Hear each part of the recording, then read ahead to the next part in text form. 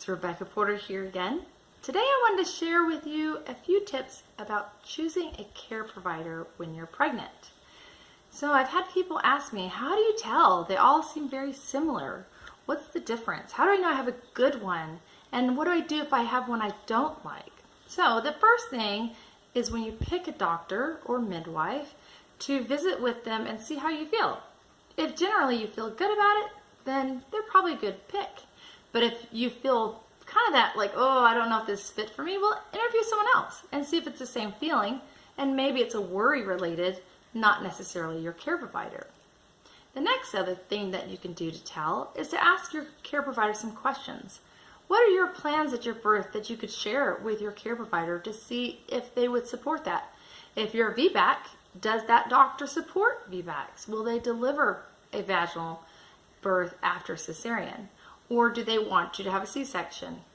They'll also ask the doctor about any other concerns you have and just kind of see how they feel in their reaction and to watch their face. I usually tell people to also ask one kind of funny question like, oh, I was thinking about having my husband deliver the baby. How do you feel about that? And it might not be what you planned at all, but you just want to see their reaction. Are they the type of care provider that's going to freak out with such a question? Are they the care provider that would just kind of calmly go, well, maybe we should discuss that? So it's kind of a good way to test the waters, so to speak. But mainly you want to find somebody who will support you and the birth that you want and need. So think about those things that you want in your birth, or even talk to a doula or someone else to figure out what would be good things to have happen at your birth. And then create that plan and take it and show it to your doctor or ask questions about that. So that's really kind of how we determine if this doctor is a good fit for you. And something to remember, at any point in your care, if you feel like you don't like the care you're getting, speak up. Say something. Maybe they don't realize quite what you're feeling or what's happening to you. And you can also just change doctors. They prefer that you don't change care providers, whether it's doctor or midwives, they don't change up to 36 weeks. And that's not to be mean, but it's really hard to care for you when they've only seen you once or twice. So they ask that you try to make all those changes and decisions before you're 36 weeks pregnant.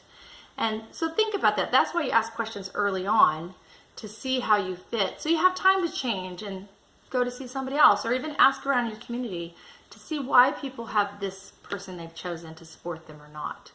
But the main thing is to make it your choice, to not feel like you're forced to be with a certain care provider or that you're stuck with them. You can always make those changes and choices.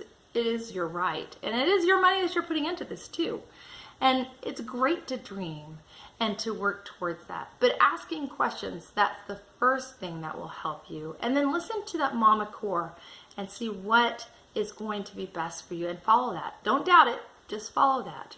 I hope that's been helpful today and that you have a great time choosing your care provider. Any further comments or questions, please comment below. And remember to like and subscribe.